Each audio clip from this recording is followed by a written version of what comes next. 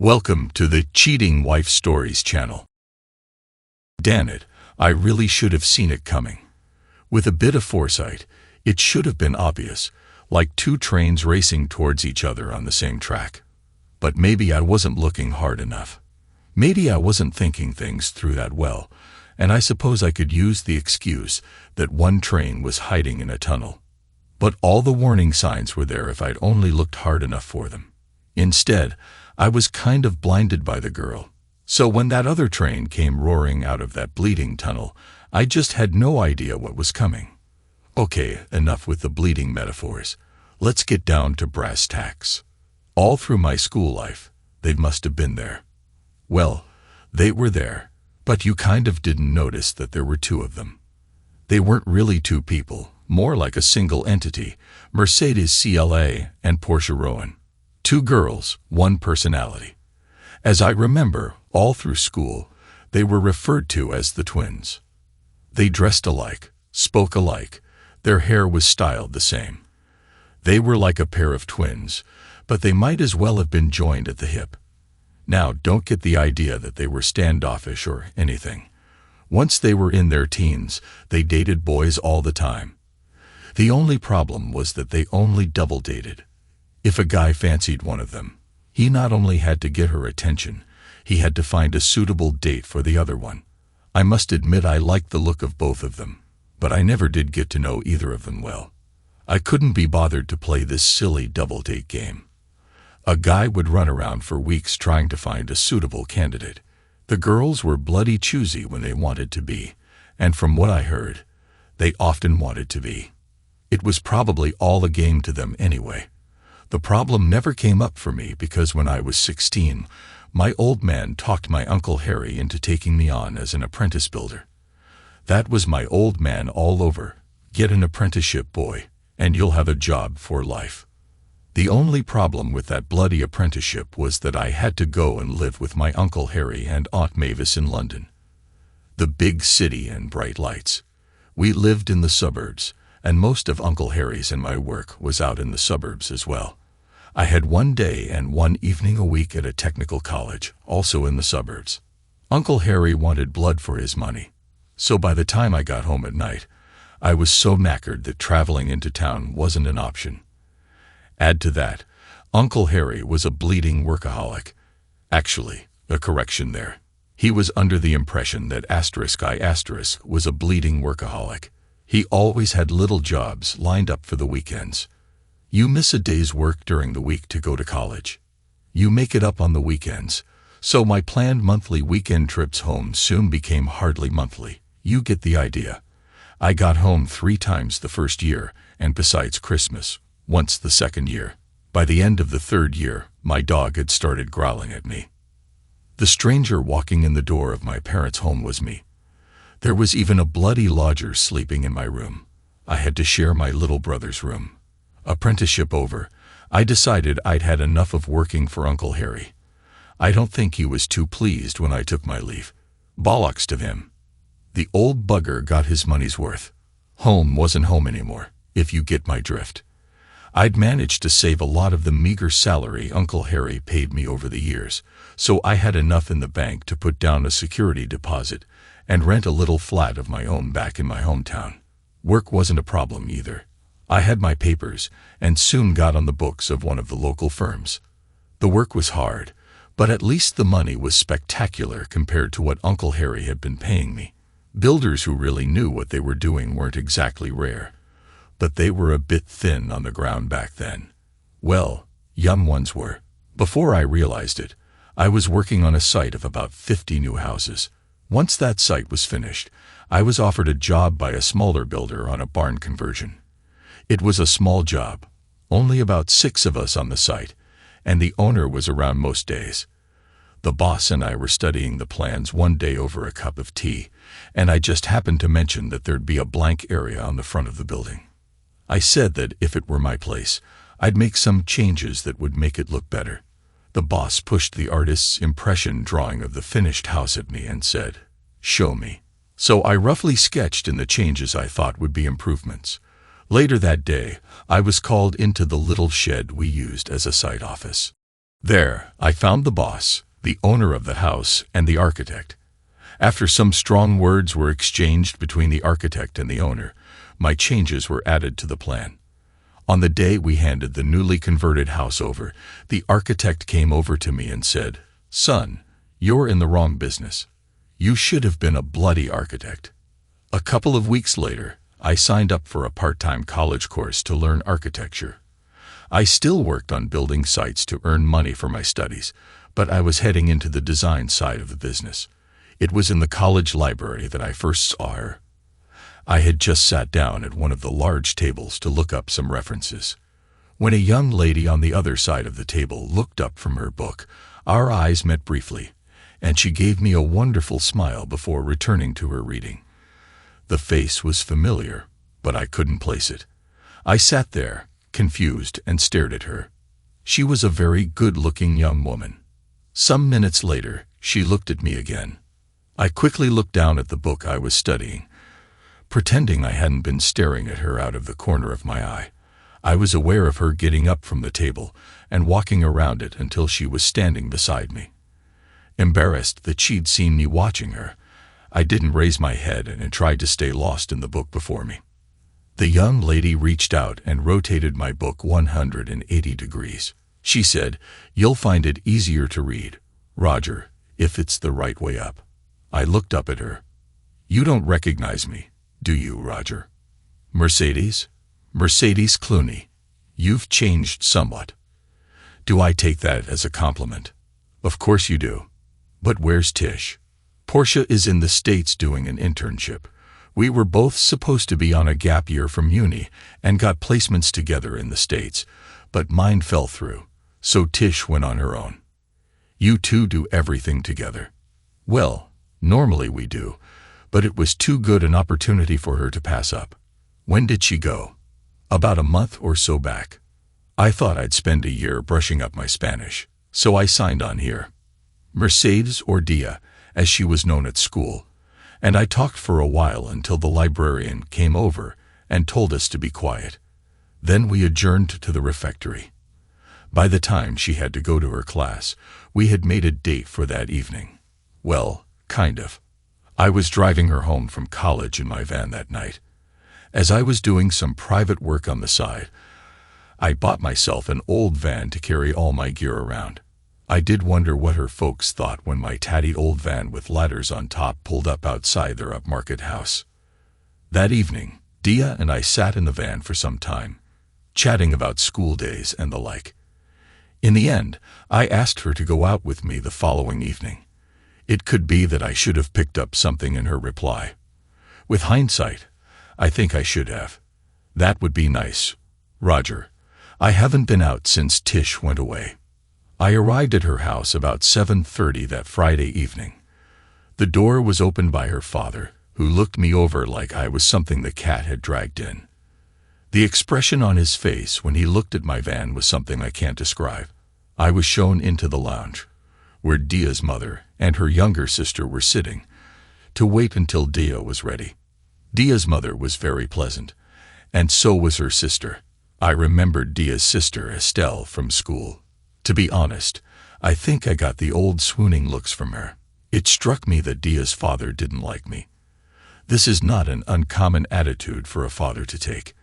After all, he was young once and knew how most young guys' minds worked. Standard fatherly protective behavior, if you ask me. When Dia entered the room, my jaw dropped. Remember, I'd known Dia since she was a little kid.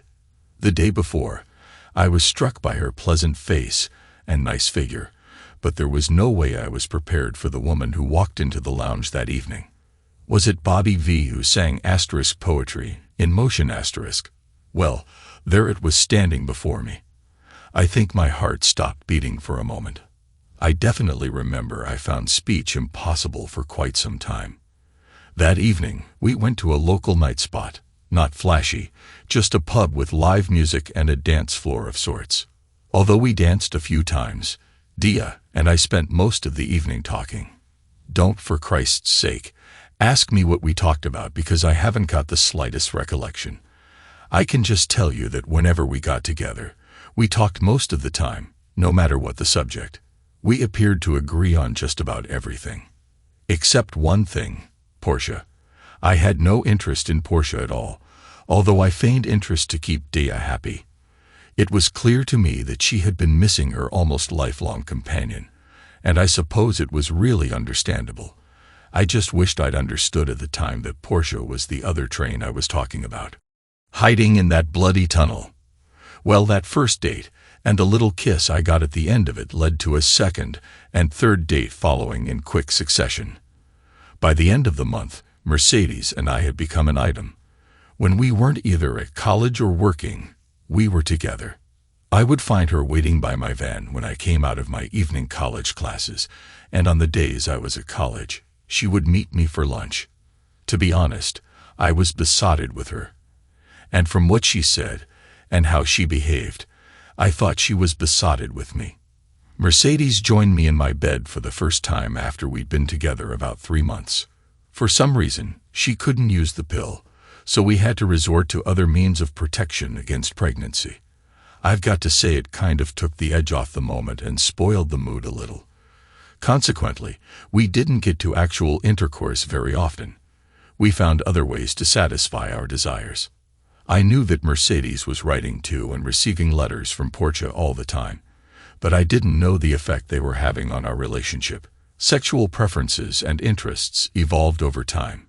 When we first became intimate in early December, Mercedes was not interested in exploring oral sex. However, by February, her perspective had changed, and she expressed a desire to try it. What was once viewed as something she was hesitant about became a new area of enthusiasm for her, and she increasingly encouraged and enjoyed these experiences. After some time, Mercedes started talking about getting engaged. We had both been discussing it for a while, but it was around that time we started talking seriously about getting engaged and getting married. I bought her a ring in late July, and we planned to get married right after she took her finals at university the following summer. Mercedes' mother was over the moon about our plan, but her father wasn't as enthusiastic. I think he thought his daughter could do better than a bloody builder, as I heard him say on more than one occasion when he thought I was out of earshot. Estelle told me straight that she wanted me to drop Mercedes and marry her instead. It was early August when Portia returned from the States. She had an American boyfriend in tow. I've got to say I didn't like the geezer from the start. To my mind, he was everything I didn't like in Yanks all rolled into one. He was a brash type, forever bragging about himself and how clever he was. Now, don't get the idea that I don't like Americans. I've got some good friends from across the pond. There was an American air base near our town, and I'd grown up with a lot of American friends. My first proper girlfriend, while still at school, had come from Chicago. No, like all nationalities, there are some who give all a bad name, and George Greenlake was one of those. While he was in the country, he stayed at Portia's parents' house. Of course, there was no way that the Rowans were going to let him and Portia share a bed, as they had apparently been doing while Portia was over there in America. Portia and George had only been in the country a couple of days, and I hadn't met either of them yet. I came home from work one evening to find Mercedes sitting in the kitchen of my flat. She'd had her own key for some time. There were 3 coffee cups on the table, which I gave a cursory glance as I took Mercedes into my arms and kissed her. I told her I wouldn't be a couple of minutes changing, and then we'd go out to eat. "You can't go in there yet," Mercedes blurted out. I looked at her. "Tish and George are using our bed." "Like hell they are," I said. Actually, a very apt statement on my part. But I'm one of those people who believe in the old adage, an Englishman's home is his castle, and in my home, the most personal item of furniture is my bleeding bed. This probably goes back to me returning to my parents' house from Uncle Harry's and finding a lodger sleeping in my bed. I think they must have heard my outburst because it was only a couple of minutes later that Portia and George entered the kitchen, still in the throes of getting dressed. For all their apologies, they didn't change the sheets or even make the bed. Mercedes assured me that they didn't ask her permission to use my bed. We were so close by then that everything was referred to as ours. From the way George and Portia behaved, I've always believed Mercedes on that one. They acted as if they were the most important people in the world. While George was in the country, the four of us hung around together, although Portia borrowed her father's car most of the time, as there were only 3 seats in the front of my van. Not that Portia wanted to lower herself to ride in it anyway. I steadfastly refused to ride in Portia's father's car because, once they were away from her house, George was doing the driving. Mercedes always rode with me. I've got to say that it was with some sick amusement that I watched him drive out of a pub car park one evening, straight into the front of a bus. I was sounding my horn, and I think that was why the bus driver managed to bring the bus to a standstill before George drove into it, so there wasn't too much damage. George had tried to drive along the wrong side of the road, a common mistake for foreigners to make. As I had surmised, George was not insured to drive the car and wasn't in possession of an international license, although the police appeared happy to accept his American license once Portia's father arrived at the scene. I took Dia home. I don't know what ramifications there were to the incident. George flew home the following weekend. September was upon us before we really knew what was happening. Suddenly, my tattied old van took on a new significance. Both Tish and Dia had to get all of their gear to the flat they were sharing at uni, so Portia was quite happy to travel in my van once all her junk was stashed, along with Dia's. Portia was on the not-favored daughter list with her father after he discovered his new Saab buried in the front of that bus, so he hadn't volunteered to drive her up. All too soon, the girls were gone. Not that I cared too much about Tish being away again, but I was soon missing Dia. Hey, I wasn't the only one missing her. In all the time we'd been going out together, I'd been invited to Dia's house for a meal once, and I really think that was only because I needed to ask her father for her hand in marriage officially. The week after the girls left, Dia's mother called me and invited me to Sunday lunch. As I've said, I appeared to get on just fine with Dia's mother and her sister Estelle. Now, Dia's father started calling me son and even asked me to join him in a round of golf. Not one of my sports, but I could see I was going to have to take it up after Dia and I were married. Gotta keep the in-laws happy, I figured. I suspected there was a bit of an ulterior motive in these invitations to meals. On the weekends when Dia came home every month to visit, we would spend a lot of time at her parents' house. Now that I was a regular and apparently welcome visitor there once a month, I drove up to spend the weekend with Dia, although that wasn't how it usually worked out. Most of the time, Tish was with us.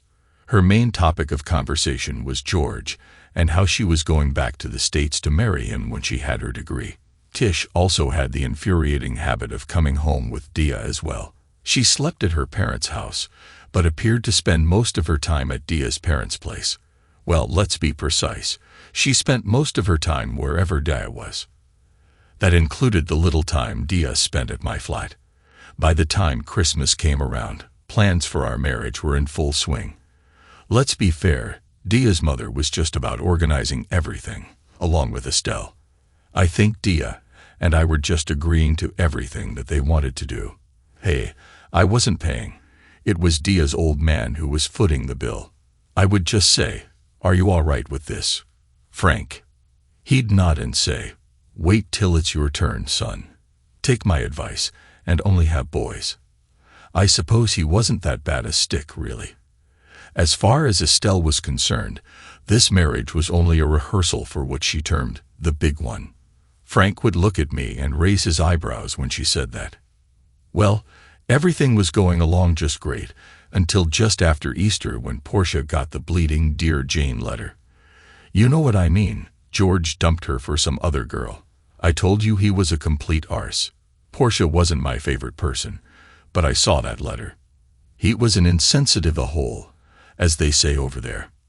It was a few weeks later that Dia first said she wanted to push back the wedding. Portia was originally getting married a couple of weeks before us.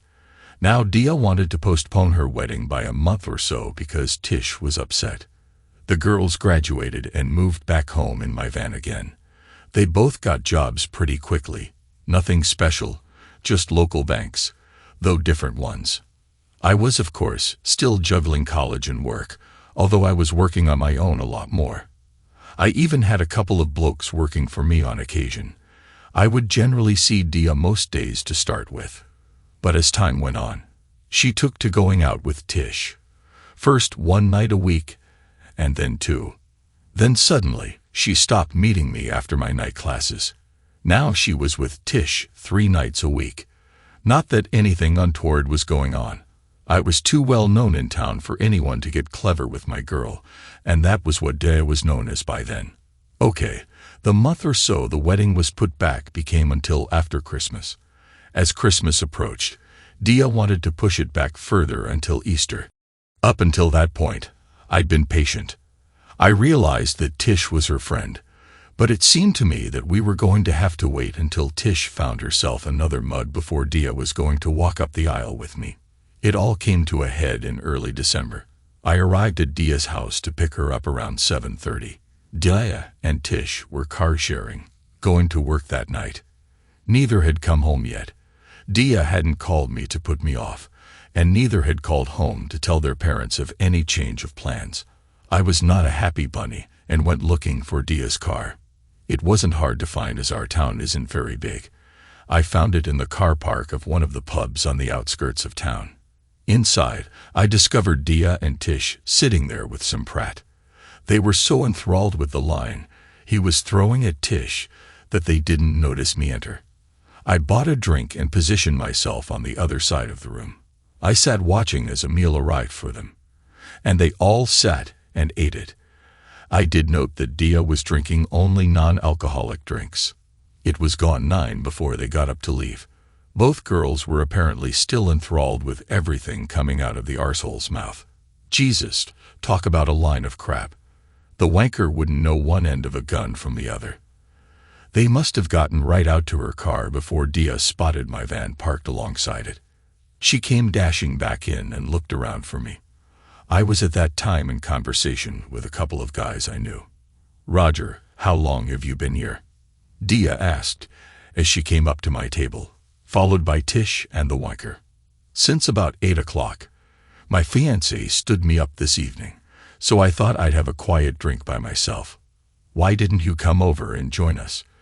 You must have seen us sitting there." "Oh, I did, don't you worry. But you didn't really want me along, did you? If you had, you would have called and invited me to join the party, wouldn't you? What was it? Does the Flash want to have a threesome or something? How can you say such a thing?" Rodney demanded. You slimy little git." I began. Yes, I was childishly taking my frustrations out on the little prat, but he really should have kept his bleeding mouth shut. If he had, he could well have gotten out of it with some dignity. Anyway, he had been telling the girls how much of a tough guy he was all bleeding night. Anyone in the SAS can handle themselves, even the bloody pen pushers. Once we took the argument out into the car park, and there wasn't an audience anymore, he wasn't so brave. As a matter of fact, he did a runner after trying to slam the pub's door in my face. The automatic gas closer prevented that. "Did you have to do that?" "Tish liked him," Dia demanded. "I didn't do anything, Dia." The little tosspot talked himself into a corner and then into a fight that he didn't hang around for. All I did was get stood up by my fiancé and go out for a quiet drink to drown my sorrows. Good night. I returned to the bar to finish my pint. Dia came back inside for no more than a minute or so. She and Tish had a whispered conversation, and then they left.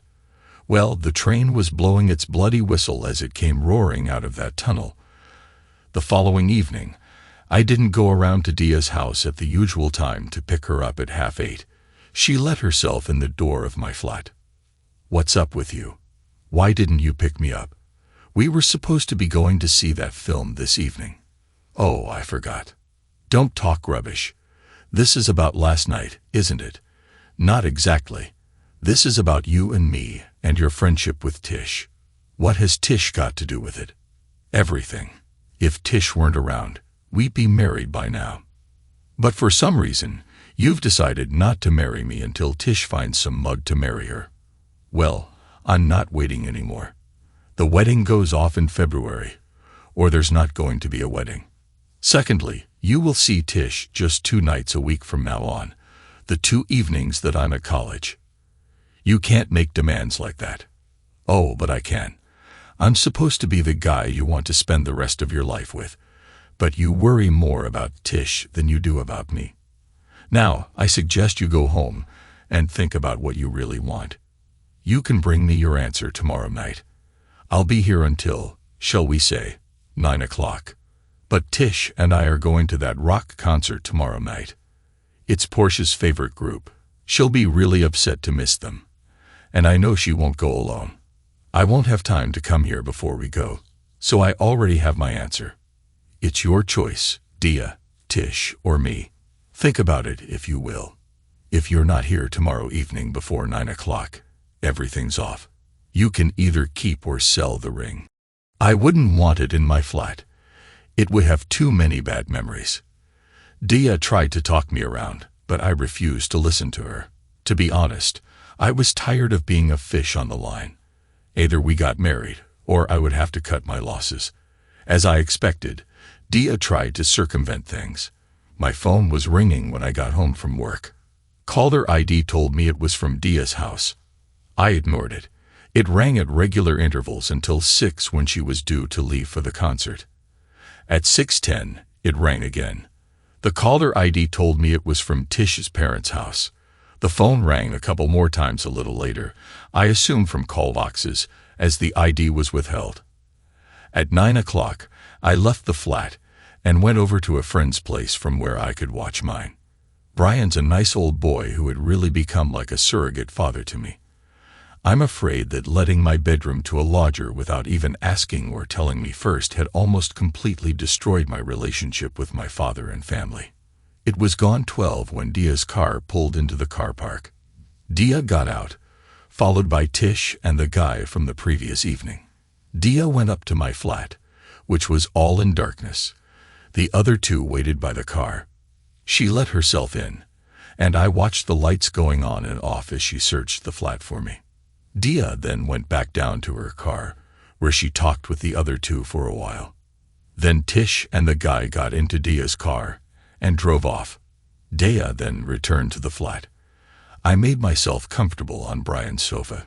He did suggest I go home and talk it out with Dia, but I figured she made her decision at 6 o'clock. I wasn't prepared to play second fiddle to Portia and Dia's affections, no matter what it cost me. Brian could see the car park from his bedroom, and he came out to tell me that Dia's car had returned. About half an hour later, I went back into his kitchen and watched Tish go up and into the flat.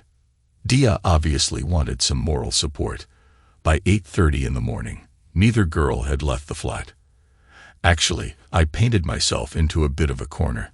There was no way I could get out of Brian's flat without them seeing me. Now I know I was playing silly games, but I wanted them to be wondering where I was. It was obvious that neither girl was going to work that day. They were planning on waiting me out. After all, I'd have to put in an appearance to get my van. Well, that's how I think their minds were working. The masterstroke I came up with to get past that one was to call a guy who was working for me. I had him come around and drive my van to the site where we were supposed to be working that day. It worked like a dream. It was only when the old van's engine started that the girls realized what was going on. They came running down the stairs and jumped into Dia's car, then set off in hot pursuit of the van. I suppose they thought I was driving it. I went down and got into my car. Now that was something they didn't know about. I'd finally bought the car that Dia and I were supposed to be going on honeymoon in. I drove it over to the house I'd bought. Another secret from Dia. This was the house I thought we were going to start our married life in. At that moment in time, it looked like a building site, as the guys hadn't finished yet. Well, I kept putting the date back every time the wedding date went back. There wasn't much to finish, so I got stuck in there for the day and slept there that night. The following day was a college day for me, and I couldn't miss it. Although the building work was coming along just great, and I was earning extremely well, I still had designs on becoming an architect. Having the car that Dia didn't know about was my saving grace that day. Several times I spotted both girls around the college, but they didn't see me or even know I was there. I've got to say that at this juncture, if Dia had been alone, I most probably would have spoken to her. Possibly, we could have sorted things out, but I somehow doubt it. Tish's presence prevented me from going to Dia. That evening, I called the flat.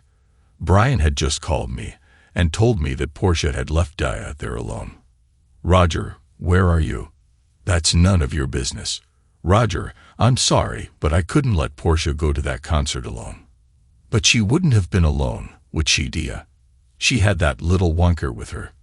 He's Tish's boyfriend, you know that. I'm your girl. You were at one time, Dia, but you're not anymore. Tell me, did you tell your mother to go ahead with the February wedding date?" "Well, no, I didn't. You were acting so strange the other night." "You're the one who's acting strange. I told you last night was your chance to decide whom you wanted to be with, Portia or me. You chose Portia. It's over between us. There's nothing left to say." "But I couldn't leave my friend on her own." "Why not?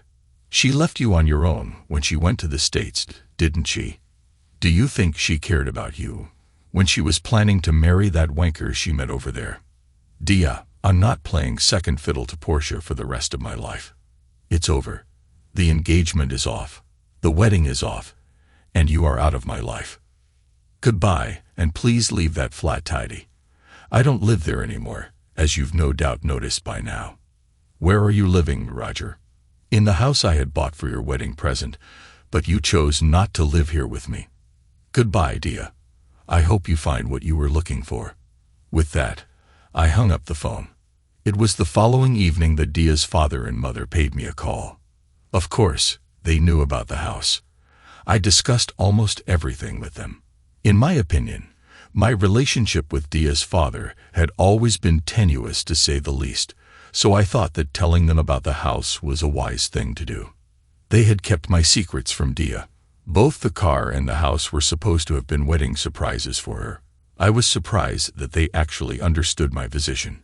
It became apparent to me that, although I didn't think I would have been Dia's father's first choice for a son-in-law, they actually hoped that Dia's affection for me would separate her from Portia. As it turned out, that didn't happen. It was a very sad parting that evening, and they wished me the best. I gather they never told Dia that they knew about the house, where it was, or that they had come to see me. They told me straight out that they wouldn't ask me to change my mind and take Dia back. They had hoped Dia's love for me would break the hold Portia seemed to have over her, but now they had come to believe Dia would always be under Portia's influence. Dia did try to speak to me whenever she saw me for the next few months. The trouble was, she was always in Portia's company when she did see me. I had no intention of talking to her in that girl's presence. I also gathered she was still telling people that we were engaged. Here, she ran into a problem. I had moved on with my life, or to put it more truthfully, I was trying to move on, and I was not finding it easy.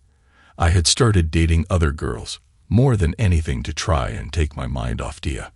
I must add, not very successfully. However, one of the girls I had gone out with, who apparently had designs on making it a permanent arrangement, just happened to overhear someone else saying we were still engaged. From what I heard, that encounter resulted in a real catfight. But after that, I never heard any more reports of Dia claiming we were still engaged. Time passed, as it inevitably does. At the end of that year of college, I gave up on the idea of becoming an architect. The reason I gave everyone was that my building work had really taken off in a big way, which, in truth, it had. I'm not sure where my reputation for quality workmanship actually came from, but apparently I had built one. In truth, Dia had signed up for a design course that I needed to take. I saw her name on the list when I went to register for the next year. Don't ask me how she talked her way into that course, but she did. I decided not to register. I threw myself into my new and expanding business. Funny that I had started working for myself so that I could do my architect thing. It gave me the opportunity to choose my own working hours to suit my studies. Suddenly, I was one of the most respected small builders in town and run off my feet with work. I didn't see much of Dia or Portia. Estelle would turn up at my house every so often. I think she made it pretty plain that she thought she was in the running for becoming Dia's replacement. In my heart, looking back, I think I did love Estelle, but I would assist her, not as a prospective life partner. So, I told her that would never happen. At the time, I knew I liked the girl and felt a genuine affection for her, but if I had gotten emotionally involved with her, I would be forever running into Dia. That would have made life too complicated, and it was something I wanted to avoid. As time went on, I saw less and less of Estelle. It must have been nearly 2 years after I broke up with Dia that I met up with Shirley again. She was an old friend from my school days. Whereas Dia and Portia had been a year behind me in my brother's class, Shirley had been one of my peers. We'd gotten on well together in school, and I suppose if I hadn't gone off to my Uncle Harry's, we might have gotten together sooner. Shirley was always a good laugh to be with. Well, she always had been at school. She did have a little bit of a reputation for putting out, but I had never pursued her on those grounds. Shirley was just fun to be with. Now, I'm not claiming I felt the same way about Shirley as I had about Dia. I know I quickly grew to love Shirley, but Dia had been my first real love. Many people have told me that your first love is something different, and I have cause to agree with them. Anyway, 8 months after we got together, Shirley and I married in the local registry office. It wasn't the big affair that Dia's mother had planned for Dia and me, but it was what we wanted. Well, needed. Actually, time was always going to be a very important factor in Shirley's and my relationship. You see, it was shortly after we started going together that Shirley was diagnosed with cancer. It went into remission after she had her first batch of chemotherapy right after the wedding, but it was the sword of Damocles hanging over us. The next 5 years of my life I devoted to Shirley and building my business. Even in her condition, Shirley was always fun to be with, and she did me the honor of presenting me with 2 wonderful daughters. It was in our 5th year as man and wife that Shirley's cancer returned with a vengeance. Chemotherapy did little this time except make Shirley feel pretty terrible. In the end, she made the decision to refuse any further treatment other than painkillers. We managed to spend another 3 years together before she finally took her leave of us. Our 2 daughters took it in their stride. Their mother had prepared them for that day from the moment they were born. It was they who really supported me that cold January day of the funeral. It was also they who invited everyone back to the house for the wake, 6- and 7-year-olds taking charge of almost everything, while their father wandered around in a daze, feeling sorry for himself. Shirley had done a really good job with them. My company had done a lot of renovation work for the church at a discount, as it was Shirley's church. Personally, I'm not really into the religion thing, but we had rebuilt the boundary wall after an old yew tree had died and fallen on it. The tree had been there for many hundreds of years. Its demise and removal had left a few new grave plots very near the church's main door. I had spoken to the vicar and reserved one of these newly available plots for Shirley. Shirley was a lively person, and I thought she would like having a plot near where everything was going on. I thought she deserved that. Whether I believe or don't believe, it was Shirley's grave, although I suppose one day I'll be in there with her. Of those who came back to the house, I was surprised to find Dia's father, Frank, and Estelle among them. They both gave me their condolences personally. They also told me that Dia's mother was ill in the hospital, or she would have been there with them. As a result of that conversation, a few days later, I called into the hospital to see her. She was actually in the same ward that Shirley had been in during her last days. I had been too preoccupied with my wife to notice her or anyone else who was in there. Luckily, Dia's mother was recovering from her illness, although I never did find out exactly what it had been. Catherine, as she now insisted I call her, asked me if I'd take my 2 girls to see her when she got home.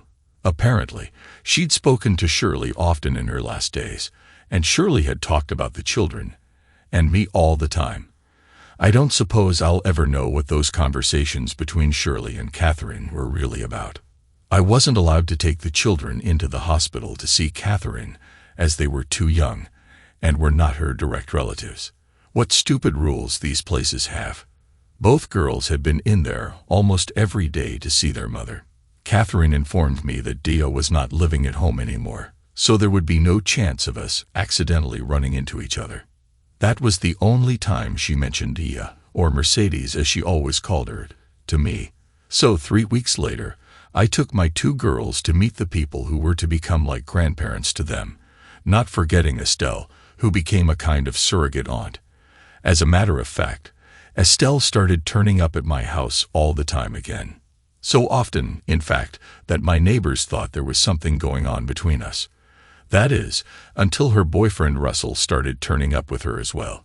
He was a nice guy who was dying with impatience to marry Estelle, but for some reason, she was keeping him hanging on, much like her sister did with me. They were both very helpful when it came to looking after the girls. I had considered hiring a nanny, but was trying to get by without one if I could. These were my girls. I didn't want a stranger looking after them too much. Once Russell told me about how frustrated he was getting with Estelle, not making up her mind about marrying him. I had a quiet word with her. I told her to think very carefully about what had happened between Dia and me. I asked Estelle why she wasn't grabbing a really nice guy while she had the chance. Her answer was one that I couldn't understand. "You really don't know, do you?" she said. Well, I didn't have an answer for that question, but whatever. A couple of weeks later, Estelle finally named the day. Russell, apparently convinced that I had talked Estelle into accepting his proposal of marriage, asked me to be his best man. And I said yes. Was that a mistake? I guess I'll never really know. It stood to reason that Dea would be there. I wasn't sure how either of us was going to handle that. But it was a question I chose not to worry Estelle with. The day of the wedding was a beautifully sunny June day. I was standing with Russell at the front of the church as Mendelssohn's Wedding March began to play. My 2 girls were Estelle's bridesmaids and were being shepherded by the maid of honor, Marion, another old school friend of ours. Marion and I were quite good friends at school. It crossed my mind that Estelle might have been trying to play matchmaker. Estelle went out of her way to give me a big smile as she approached Russell at the altar. Then she turned her attention to her husband-to-be. It was about halfway through the service that there was somewhat of a commotion at the back of the church. I cringed as I heard a loud American voice that I recognized. Then they came clumping down the side aisle to take their seats among Estelle's family and friends. I tried not to look, but you know how it is. A quick glance confirmed that it was Portia and George who had arrived late. I actually heard Estelle say, the poor girl had forgotten she was wearing a radio microphone. So most of the people in the congregation must have heard her as well. It's a shame that some of them didn't take the hint and leave. I was curious as to why they had been invited in the first place. The disturbance during the service carried on until its normal conclusion. As we began parading out of the church, Catherine turned to me. God, we never thought they would have the cheek to turn up. The insensitive buggers. We thought we were safe in sending them an invite as they live in America. It was as we got near the back of the church that I saw her sitting there, flanked by a couple of other women. Dia did not look very happy, and her presence obviously surprised Catherine as her step faltered for a moment. But then she soon recovered her poise, and with a smile and a little nod to Dia, she continued with the parade. Dia avoided eye contact with me, or did I avoid eye contact with her? It was obvious to me that something had happened in this family that I knew nothing about. I knew they had never mentioned Dia to me since I'd been reunited with them, but I put that down to their being sensitive to my feelings. That, it appeared, was obviously not the case. Outside the church, we had the obligatory photo call. I noted that Dia was not in the lineup. I saw Estelle motion for her to join the line a couple of times, but Dia didn't move. In the end, Estelle looked over at me and gestured with her eyes and head. She didn't have to say anything. I knew what she wanted. Slipping off to one side, I circled the watching crowd until I was behind Dia. Taking her firmly by the arm, I marched her into the lineup. Take that frown off your face and smile, woman. This is your sister's wedding, I said to her in as commanding a tone as I could whisper. What have I got to smile about? Dia replied. A damn sight more than my wife has, I said. That was her grave you were almost standing on back there. Dia wasn't really, but I think that did the trick by reminding her that other people had worse problems than she did. Oh my God, I'm sorry, Roger, Dia blurted out. Well, don't be. Just remember you're alive, so you have got something to smile about. One of the ushers, who was on the ball, threw me a small bouquet, the same as my girls were carrying, and I pushed it into Dia's hands before I regained my position in the line. I think Dia did manage a smile, but she didn't look like the happiest girl in the world. With the photo call over, I started ushering people into the limousines that were taking everyone to the reception. My two girls demanded a cuddle, and I had to tell them both how wonderful and clever they had been as they got into their car. I noted that my girls no longer had their bouquets. Dia had disappeared back into the crowd again after the photo call. That was somewhat of a relief, I suppose. One of the ushers must have found her a seat in one of the cars. Portia came up and said hello. I'm afraid I can't repeat what I said to her and what role George had in the conversation. I wasn't the slightest bit interested in how they got back together again. Before I left the church, I went over to Shirley's grave. There were 3 small bouquets of flowers lying there, along with the large bouquet I'd put there when I arrived. I had a quick word with her, as I always did when I was there. Funny how we do that, isn't it? I've got no belief in the afterlife, but I still stand by Shirley's grave. I talk to her as if she's actually there and can hear me.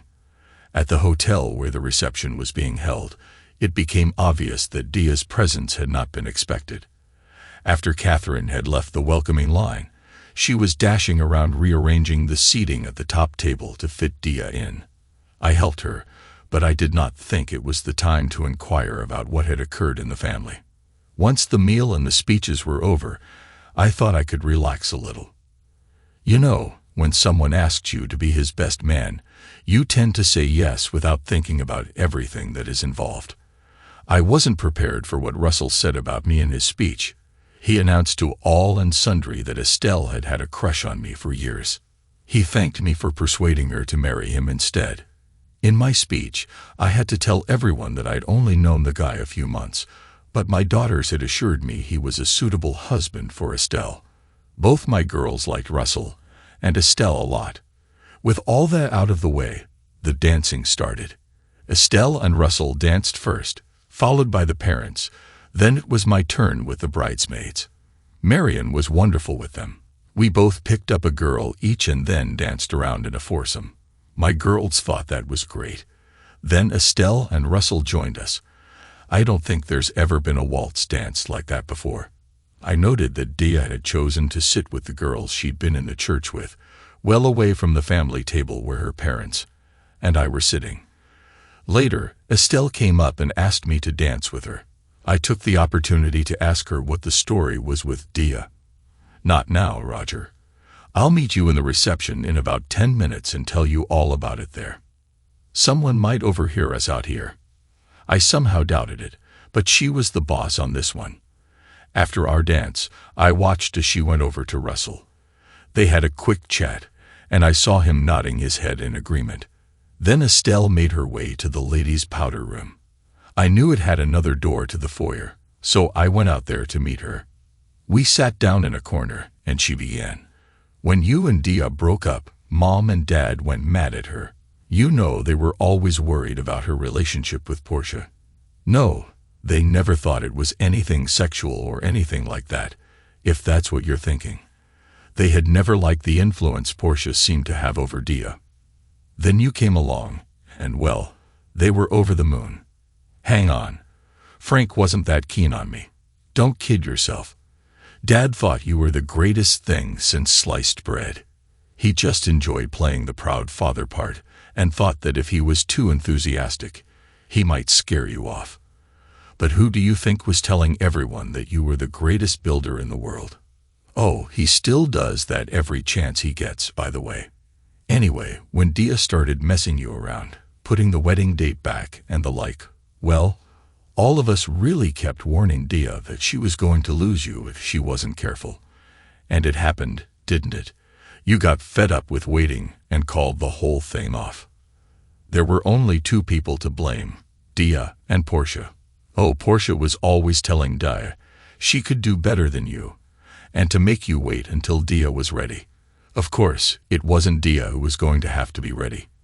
It was until Portia didn't need her anymore. Dia never could see how Portia used her. Hang on, you invited Portia to your wedding. We didn't have much choice, really. Portia's father is a business partner of Dad's.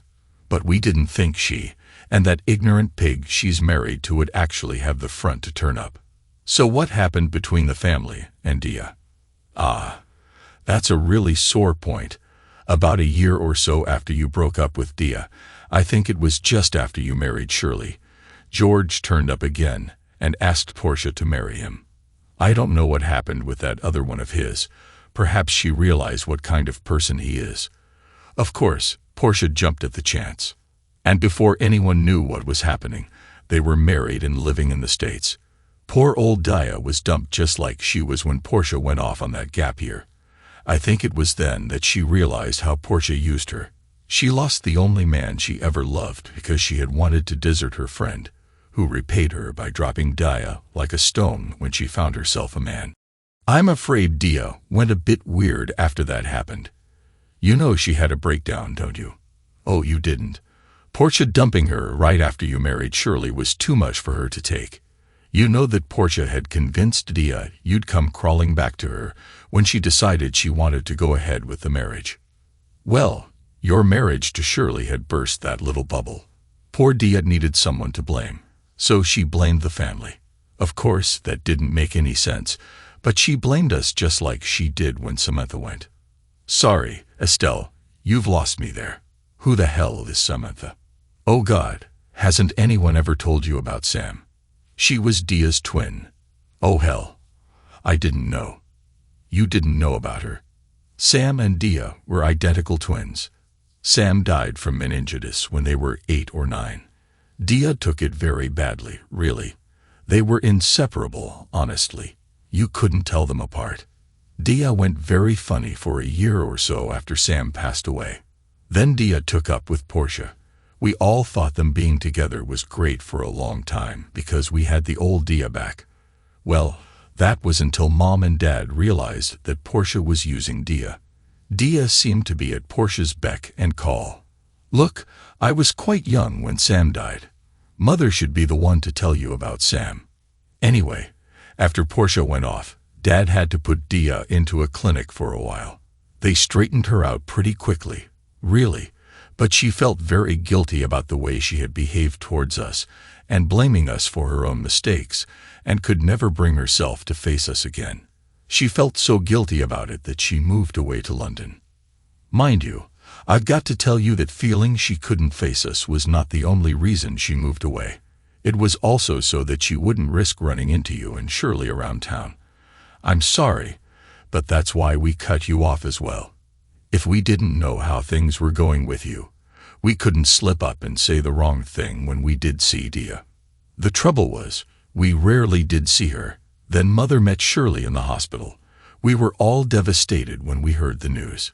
You know Mother used to talk to Shirley a lot in there, don't you? Oh well, you do now. Shirley knew who Mother was. You know, she asked Mother to look after you and the girls. Hold on, you're supposed to be telling me why your mother was so surprised that Dia turned up here today. It was obvious to me that she didn't think Dia was coming. Well, some of our old girlfriends talked Dia into coming down the other day for my hen night. She looked better than she has for years that night, and we were getting on quite well together. But then one of the girls mentioned you were Russell's best man. And well, Dia kind of lost it. She almost went into hysterics and said she couldn't be here today if you were going to be here as well. So we assumed she wasn't coming. She was really adamant the other night. Mother changed the seating around so the empty chair wouldn't advertise Dia's absence. But you only had to say, and I would have bowed out. We know, Roger, you're a wonderful person, but we felt we couldn't disappoint the girls. They were so looking forward to being my bridesmaids. Weren't they wonderful? Yes, I was very proud of them. Their mother would have been proud if she could have seen them. I'm sure she would have. I wish I could have known her. From what Mother says, she was a wonderfully brave woman, and she was lucky to have had you as her husband. Anyway, the girls must have managed to talk Mercedes around.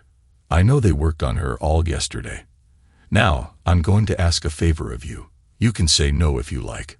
On your wedding day, you know I couldn't refuse you anything. You've just made a mistake that I hope you won't regret, and I'm going to hold you to your promise. I want you to dance with Dea for me. Russell has danced with her a couple of times, but she won't join the family at our table. I think it's partly because you and the girls are sitting there. But I know she will not be able to refuse you anything. That's why I asked you to get her to join us for the photos. Thanks for doing that for me. By the way, you know I'll do anything for you today, kiddo. But I don't know, Estelle. Supposing Dea won't dance with me, or she throws a wobbly or something. No, I think Russell, and I have it planned. When he sees us go back in, he's going to ask Dea to dance again. You will dance with me. Between us, we should be able to collide with each other on the dance floor, and then we will change partners. It'll be a sort of coup de grace, or whatever they call it. Dea won't know what's happening until it's all over. I'm sure Dea won't refuse to dance with you once you've got your arms around her. Then when the song finishes, you take her over and sit her by Mother and Father. I'm sure once she's there at our table, she won't walk away from it again. Are you sure this is a good idea, Estelle? To be honest, Roger, I don't know. But Dea needs to realize that we, the family, don't hold a grudge against her, and hopefully, you don't either. I thought things were going so well the other night at my hen party, but the mention of you kind of undid things a little. Well, I'm hoping the Roger effect will work both ways. Go on then, lead the way. Lead the lamb to the slaughter. Oh, Roger, don't be like that. Go on, I'm only fooling you. Oh, Roger, I've got to tell you that Mother's coming to see you in the morning as well. She's got something for you. You will be in, won't you? Yes, I should imagine so. The girls are so worked up. They will probably be awake all night. Estelle took my arm, and I led her back into the main hall. As if on cue, the band started playing a waltz, and we mingled with the other dancers. Very quickly, I saw that Russell had gotten Dea up on the floor, and he was guiding her inexorably in our direction. The slight bump and swift changeover of partners did indeed take Dea completely by surprise. For a moment, I believed she didn't realize what had happened. Then she went very stiff as she became aware of my presence. Come on, Dea, you can dance better than that. Just relax and let go. Relax, she did. For one horrible moment, I thought she was going to faint, but she regained herself and maybe snuggled in a little too close. I realized she was leaning against me and wasn't too steady on her feet. As the waltz ended, I led, half-carried, her to the chair beside her mother. Frank came over and sat on the other side of her. I withdrew and sat myself by my daughters at the same table, who demanded to know where I'd been. The band was quite loud, and I couldn't hear what Dea and her parents were saying to each other, but it was nice to see Dea talking to her parents. Around 11, I thought I'd better take my girls home. It was way past their normal bedtime, and they'd had a long, busy day. As I said my good nights, Estelle and her mother touched cheeks with me and kissed the girls. My girls also kissed goodnight along with the others, but I don't think they had any idea who Dea was. As I had guessed, it was a long night. Tired as my girls were, they were more hyped up than I'd ever seen them in the past, and they had a lot of trouble getting to sleep. The following morning, the girls and I got up pretty late. Well, let's be honest here, the girls were up way before me. It was a bright, sunny day, and they drove me nuts to get out of bed so they could get into the swimming pool. They were good kids. They wouldn't go into the back garden where the pool was if an adult wasn't present. Something else Shirley had instilled into their psyche. Just before noon, Catherine and Frank came walking around the side of the house. The girls and I got out of the pool to greet them. It was strange how the girls had taken to Catherine and Frank. I think I told you that there was a rift in my family. My parents doted on my brother's children, but hardly wanted to know mine. Shirley's folks had retired to the South Coast before her problem was diagnosed. We visited with each other quite often, but the children had never bonded with them like they appeared to have bonded with Catherine and Frank. After the children settled down, and I supplied everyone with cold drinks, Catherine asked me if we could have a word in private. She said Frank would look after the girls. By the time I came out with the cold drinks, Frank was already in the pool with them. He must have been wearing his swimsuit under his sports trousers when he arrived. I led Catherine into the lounge from where we could still see the children and Frank playing with them. Once we'd seated ourselves, Catherine opened the bag she was carrying and produced an envelope from it. Shirley asked me to wait 6 months after she. Anyway, she asked me to give it to you. She wrote a lot of it herself before. Well, she was very bad towards the end, as you well know, and she found writing difficult. She dictated some of it to me. Catherine held out the envelope, which I took from her and began to open. I'll go outside with the others while you read it. If you want to talk about anything, you know I'm here for you. I unfolded the pages of the letter, some of which were covered with Shirley's gradually deteriorating scrawl and others apparently in Catherine's neat hand. Dear Roger, K. Loverboy, how are you and our girls getting on without me? I know that when you read this, I'll have been gone for 6 months. Well, that's how long I asked Kathy to hang on to it before she gives it to you. This is very hard for me to write. I'm not sure I even know what I want to say to you or how to say it. Please forgive me if it doesn't sound right. Roger, I feel guilty not only for leaving you, but also for marrying you in the first place and bringing all my problems into your life. We'd only been dating a couple of weeks when the doctor gave me the news. It took me some time to decide whether to tell you about it or not. I was frightened you'd stick by me because of some twisted sense of duty. You know you were that kind of man, but I must tell you I loved you, and I know you loved me for myself. When you encouraged me to have the girls, although you knew you were most likely going to have the job of raising them alone, I knew that it wasn't pity you felt for me, but real love. I'm sorry. I can never repay you for all that love you have shown me, Roger. I have loved you more than any man I have ever known. I know that you do not believe there is an afterlife, but I hope one day you are proved wrong, and we shall meet again. There, that's the worst part over with. Now I must ask you to think of the rest of your life, and our girls' lives. I'm going to ask you to do me a big favor. I'm going to ask you to find another mother for our girls. They are going to need a mother around when they get older, and you are going to need a companion for yourself. Having met Catherine, I think I even know who the best candidate probably is, and I think that in your heart you know as well. Catherine has told me a lot about Mercedes and you, and what happened between the two of you back then. From what Kathy has told me, I'm sure that Mercedes did and still does love you, but she was under that horrible girl's influence. I know it's not a nice thing to say, but it did work out in my favor, even though I know it upset you at the time.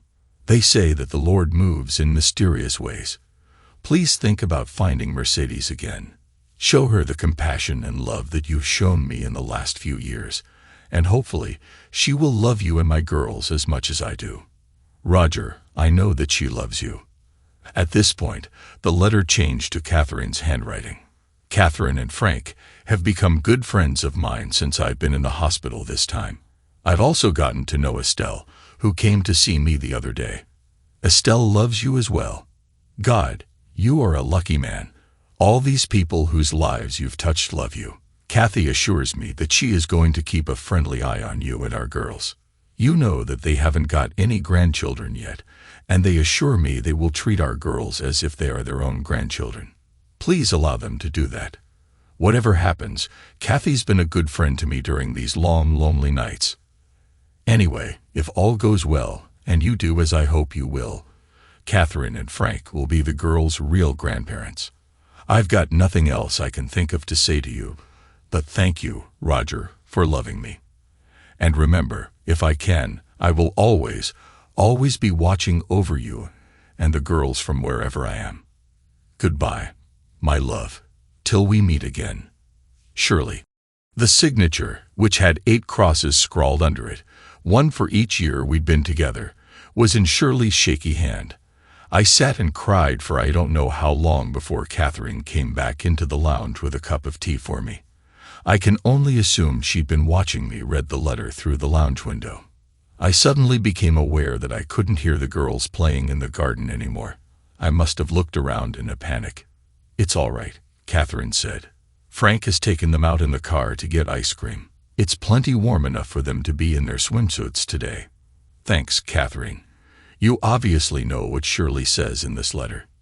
"Yes, but just because I do know, you don't have to do as Shirley suggests where Mercedes is concerned. The content of that letter is private between you and Shirley. It is no business of mine, and my lips will always remain sealed about that letter's content." "Thank you, Kathy. But tell me, what do you think of Shirley's ideas?"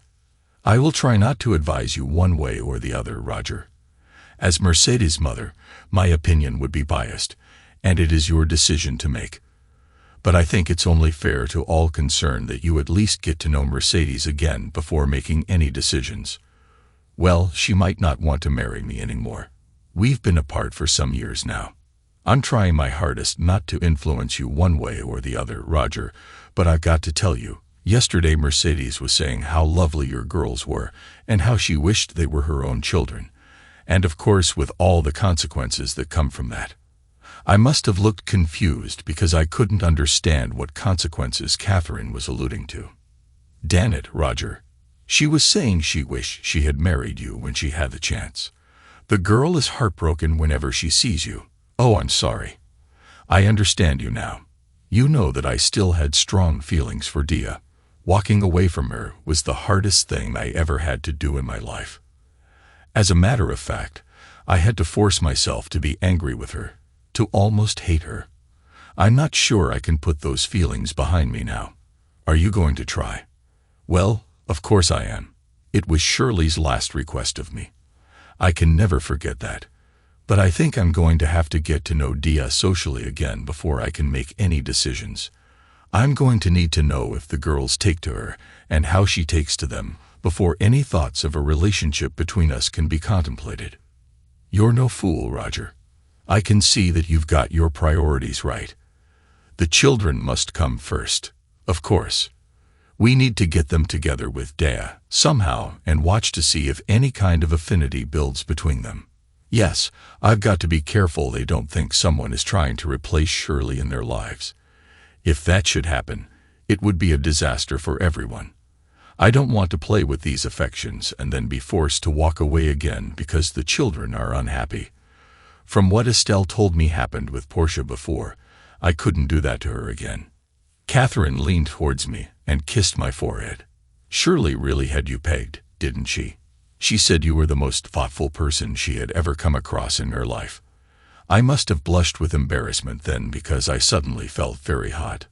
Well, how are we going to? I think my voice faded a little. I'm sure Shirley would think it's a wonderful idea. Remember, Roger, she did say she wanted you to find another mother for the girls. At a ridiculously early hour on Saturday morning. Well, early for me anyway. I awoke to hear my daughters talking to someone downstairs. After dragging myself out of bed, I found Estelle and Russell unloading all sorts of goodies from their car. It was then that I realized just how much effort Shirley had put into these pool dues, as she had called them. They had brought along lots of things that I had overlooked. Well, I had never had to think about them in the past. Estelle later told me that Catherine had been given a list of things I'd forgotten by my girls when she called in the previous evening. I wondered why they hadn't pointed out my oversights to me. When I asked them, they said that I was going to be too busy. The lawns needed to be mowed before any of the guests arrived. Do as you're told, Roger, and don't ask questions, I thought. I told you Shirley had trained them, and me well. Just after lunchtime, some of the guys who worked for me began to turn up with their wives and girlfriends, as did some of the neighbors with their children. Catherine and Frank arrived at about 1:30 with a very quiet Dia in tow. She looked embarrassed to see me at first, but was soon playing with Estelle and the children in the pool. I think she was wearing one of Estelle's bathing suits. It looked kind of familiar. I spent most of the day circulating, often with Russell as company. I think I heard the story of almost every day of their honeymoon, except for the private stuff. It's speculation, but I don't think they got out of bed for the first 2 days. Well, Russell didn't mention it in those 2 days anyway. It's funny, but sometimes it's what folks don't say that is the most telling. Around 9 o'clock in the evening, I thought it was about time the children went to bed. Russell gave me a nudge as Dia went up with Estelle to settle them down. Half an hour later, when the 2 sisters came back down, I went up to kiss my girls goodnight. "Is that really her, Daddy?" My oldest asked me the moment I got into their bedroom. "Who are you talking about?" I asked. "Dia, is she going to be our new mother?" The younger one explained. "Hold on. Where did you two get the idea that there is going to be a new mommy?" "Don't be silly, Daddy. Mommy told us a long time ago that you'd find another mother for us." "Oh, she did she? And what else did your mommy tell you that she didn't tell me?" "She said that Estelle's sister would probably be our new mother, and we were to help you catch her." "Catch her? What did she mean by that?" "Mommy said Dia got away the first time, and if you got friendly with her again, we should help you catch her." "Oh God, Shirley, you really set me up, haven't you?" "Sorry, Daddy, I couldn't hear what you said." "Oh, nothing, girls. I was just offering a prayer to your mother. Now give me a kiss goodnight, and we'll talk about things tomorrow." "Is Dia coming over again?" "We like her." "I don't know, baby. She might." "Well, if she doesn't come over, can we go and visit her?" There comes a time in everyone's life when you have to admit that you are on a losing wicket and throw in the towel. I figured this was my time. "Okay, girls, if Dia doesn't come to see us tomorrow, we will go and see her. Now, will you both please go to sleep?" "Good night, Daddy," they said in unison. I'm damn sure I heard them giggle as I left the room. When I got to the stairs, I halted and sat down on the top step. I could hear the party going on outside, and someone doing something in the kitchen. For just a little while, I needed some time alone to think about what my girls had said to me. "Bugger, don't talk rubbish, you bleeding idiot. You've got to think about everything," a little voice in my head seemed to say. It was obvious to me that my girls liked Dia from the moment they saw her. I remembered the way they looked at her at Estelle's wedding. The question was, did I like Dia anymore? What a bloody stupid question to ask myself. Like her? I loved her. Well, I did once, didn't I? Although it was me who pushed her away, because I wasn't going to share her affections with Tish. Well, Tish wasn't in the equation anymore, but my girls were.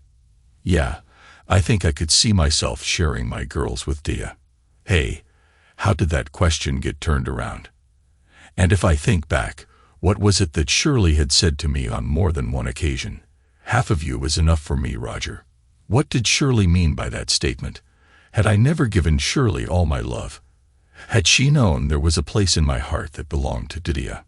Damn, that woman could read me like a bleeding book. Bugger, why does life have to be so bloody complicated? Wouldn't it be nice to be one of those people who see everything in black and white? I seem to have so many different thoughts going on in my mind at the same time. Right, Roger. Let's think this out logically. Do you love Dia? Yes, I'm damn sure I do. Do the girls love Dia? Well, they've only just gotten to know her. They certainly appear to like her. That's to be expected. There isn't much to dislike about Dia, but they can't love her yet. They have only just met her. They do appear to be prepared to accept Dia as a surrogate mother without question. Now does Dia like the girls? From what I saw of them together by the pool, she's really taken with them. No, I don't think that was an act. Dia's mind doesn't work that way. No, Dia was having a great time with my girls. I could see them bonding together very quickly. Now, the big one. Does Dia still love you? Well, there's only one way to find out the answer to that, you silly sod. Go and ask her. Back outside, most of the folks who were still there were sitting in a big circle on the patio by the pool. Russell was walking around, keeping everybody's drinks topped up, while Frank was still playing with the barbecue, scrubbing it down. I think Frank was a more conscientious cook than I ever was. As I approached the circle of chairs, Catherine got up and came towards me. Mercedes and Estelle are in the kitchen doing some of the washing up. I think this would be a good time for you to have a talk with Mercedes alone while she's got her hands in the sink. Don't worry, Estelle will make herself scarce when you get in there. Between you and my two girls, you're planning to get Dia and me married off a bit quick, aren't you, Roger? I can assure you that none of us has said anything to Mercedes about you and her getting back together, but I'm afraid the girls were asking her some embarrassing questions earlier. We weren't expecting that.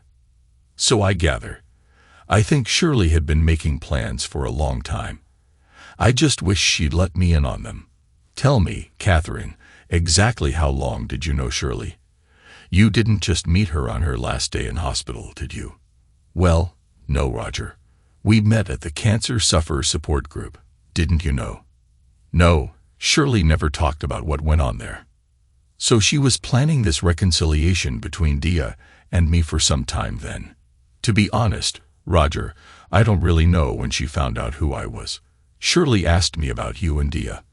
I told her the truth as I saw it, but she did say to me more than once that if you two got back together, she would not have to worry about you and the girls. Damn it, I know for sure now that Shirley knew me far better than I knew myself. Woman's intuition, Roger, you chose a wonderful wife in Shirley. Now, why don't you go and have a quiet word with Mercedes? I went into the kitchen where Dia was washing while Estelle dried. I took the drying cloth from Estelle before Dia had realized I'd entered the room. For a few minutes, Dia continued washing and placing things on the draining board while I took them to dry. Then she suddenly stopped what she was doing. She must have seen my arm taking the place she had just put down. She turned and looked at me. It's been a long time since we did this together, Dia, I said. Dia didn't reply. She just looked at me. I placed the plate in the rack and held out my hand for the next one. Dia passed me the dirty plate she had been about to wash. Shouldn't it go in the water first? Oh, I'm sorry. I wasn't thinking, she said as she took the plate back and started to wash it. I would say you were thinking, but not about the washing up. Dia, tell me, what were you thinking? Do you really want to know? I wouldn't ask if I didn't want to know. I was thinking what a bloody idiot I am. And why is that? Well, I had the chance of spending the rest of my life with you, and I threw it away. How could I have been that stupid? Maybe you weren't stupid. My wife, Shirley, was a believer, though I've never been. But she always did say the Lord moves in mysterious ways. Perhaps if he does exist, and I'm not saying he does, he had a job for me to do before we got married. Now I think that job is over, and there's a job for you to do now. And what's that? Well, there are 2 little girls upstairs who are missing a mother. They seem to be of the opinion that you are the chosen one. Dia looked at me with a confused expression. Let's put it this way. They had some nice new dresses they wore as Estelle's bridesmaids, and now they want to wear some more as your bridesmaids. Roger, are you asking me to marry you? Well, no. I don't have to ask you that question. I asked you that question years ago. I'm still waiting for you to name the bloody day. Wrong thing to say. 2 plates got broken. The one Dia was washing when she dropped it as she almost fainted, and the one I dropped as I went to catch Dia before she fell. The sound of the plates breaking brought Catherine and Estelle into the kitchen from the hall, followed by 2 little tykes who should have been in bed. I had the nasty suspicion that they were all eavesdropping out there, and Frank came running in the back door from the garden. The scene presented was me holding Dia in my arms. Catherine and Estelle started crying. My girls, who had big grins on their faces, couldn't understand why they were doing that, nor could they understand why their daddy and Dia had started crying either. I thought you 2 were in bed asleep, I managed to say to them, once I had gotten my emotions under control. Come on, I'll take you back up. No, Roger. I'll do it. I've got to get used to looking after them, Dia said as she extracted herself from my embrace. Come on, girls, we've got lots to talk about. It worked miracles, and a month later was our wedding day. Russell and I got to the church early, and I asked him to wait while I had a word with Shirley. I walked over to her grave alone. Well, girl, you set me up good and proper, didn't you? Now, this was your idea, so I don't want you getting upset with me over it. I think you're right, though. Dia will make a great mother for the girls. Look, Shirley, you realize what you've done here. Dia is going to want some children of her own sometime, so don't you dare hold it against me when we get all cozy with each other.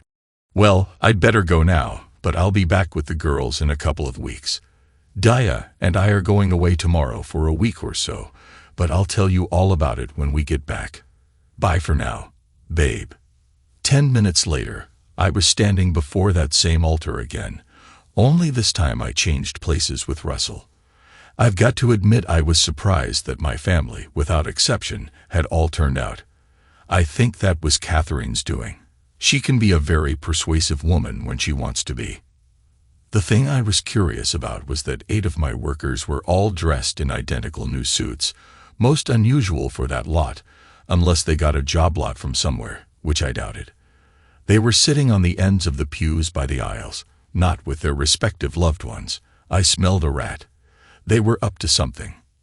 As the service ended, all 8 of them got up and left the church before Dia and I had started the parade out. As we walked through the main door, the guys standing in 2 neat lines confronted us, long-handled shovels at their shoulders. Someone called out a command, and the shovels were first placed at the present, and then into a line of arches for Dia and me to walk under. You buggers, I said to them as we stopped under the arches while the photographer took pictures. We ain't finished yet, one of them said under his breath in reply. I wondered what the buggers had planned next.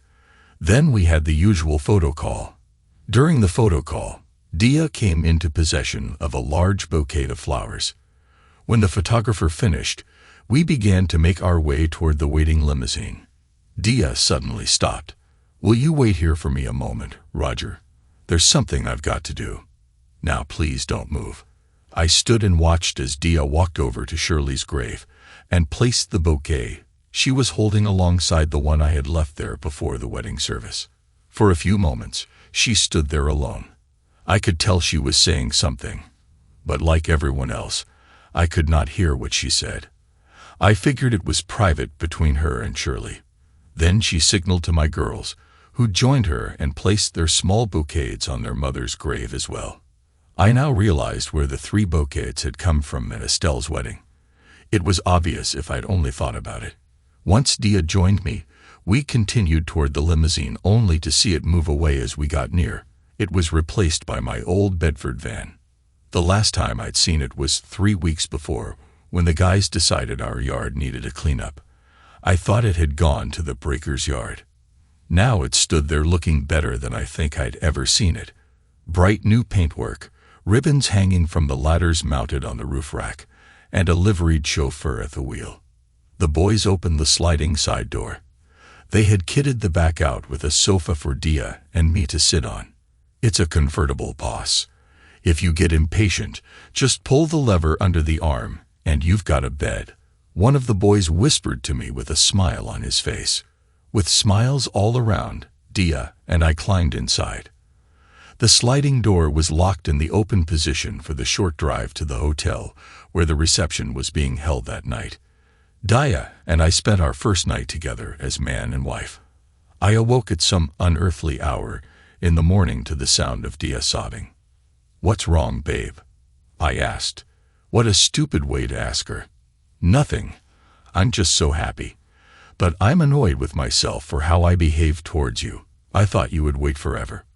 "Well, we're together forever now, so stop dwelling on the past," I said as I took her in my arms and kissed her. Our past was never mentioned again. The girls started calling Dia mother very quickly. I noted they only ever called her mother and never mommy, as that was what they called Shirley, whose idea the difference was. I don't know, but I would often hear Dia ask the girls how Mommy would do this or that. Dia would always do as Shirley had before her. Several years were to pass before that train sounded its whistle in that tunnel again. We had all settled down to watch a video one evening when the telephone rang. Our eldest answered it while I paused the video. "Who's calling?" I heard my daughter ask. "Mother, it's for you." Someone called Portia. Dia took the telephone from my daughter, and after pressing the speakerphone function, replaced the handset. "Hi, Tish. How are you keeping?" "Oh, Dia, how wonderful to hear your voice. I'm in a real state. I caught George running around on me, so I'm getting divorced. I really could use meeting up with you for a chat. You know, we could get together like the old times." "Well, yes, I suppose I could meet you, and we could do lunch." "Tish, hold on a moment while I check my diary," Dia said as she picked up her handbag. I couldn't believe what I was hearing. Dia was going to get back with Portia. Dia saw the amazed expression on my face and smiled at me. "What's the date today?" Dia asked, not directed at anyone in particular. "The 3rd of August, came Portia's disembodied voice from the phone. "How about the 6th of August, 2026? Dia said, "I might be free that day." "Did you say 2026? Portia's voice sounded puzzled. "Yes, Tish, 2026. "No, I'm quite serious. All of our 3 children should be out of the house by then, so I should be able to find some time to do lunch with you." 3 children. I thought Roger only had 2. Actually, Roger and I have 2, and at the moment, there is a chance it could well be 2 and 2 bits. After all, twins do run in my family. Goodbye, Tish. Give me a call in about 20 years. With any luck, we'll have changed our phone number by then. Dia switched off the telephone and then sat back in her chair, staring at me with a silly grin on her face. Our 2 girls were quicker on the uptake than I was, and they started to laugh.